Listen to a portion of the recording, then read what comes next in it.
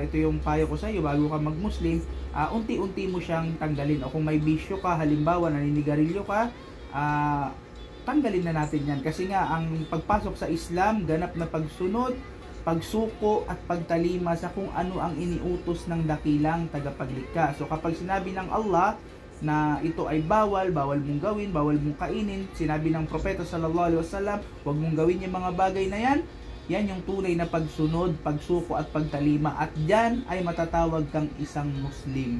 Kasi ang Muslim, sila yaong mga sumusunod, sumusuko at tumatalima sa kaluguran ng nag-iisang tagapaglikha. Okay? So, inshallah brother, taas mo yung iyong kanang daliri, yung ganito.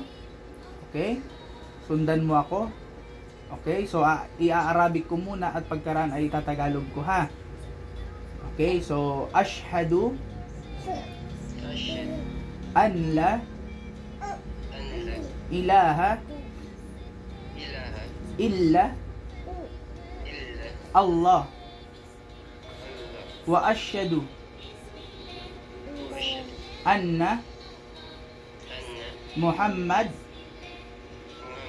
Rasul Allah wa ashhadu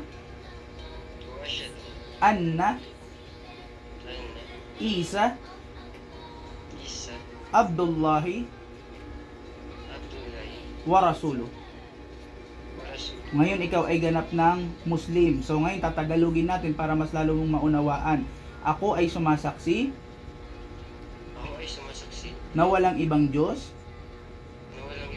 na karapat dapat sambahin maliban ang Allah. At ako rin ay sumasaksi na si Propeta Muhammad ay huling sugo at propeta ng Allah. At ako rin ay sumasaksi na si Jesus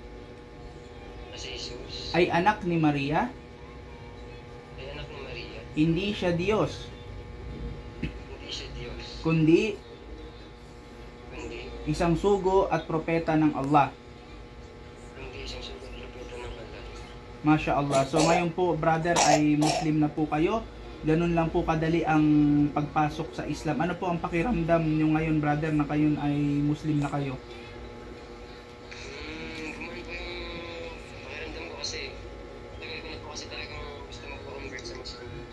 So yung payo ko sa iyo brother ay nandyan naman yung mga brother natin dyan sa masjid, sa Al-Firdaus, at inshallah ay magpaturo ka sa kanila ng mga step by step na kung paano magsala at kung paano magwudu. Ano po brother? So welcome po ulit sa Islam at nawa ay patatagin kayo, biyayaan kayo ng Allah subhanahu wa ta'ala. So brother Muhaymin, welcome natin yung ating brother dyan. At inshallah ay turuan mo po no yung ating bagong kapatid, no, turuan mo kung paano magwudu ng dahan-dahan. Okay? At ganun din kung paano na rin magsala. So yun po, maraming salamat po sa iyo. At inshallah ako ay baka makapunta rin diyan sa mga susunod na araw ay makita din po kita. So yun lang.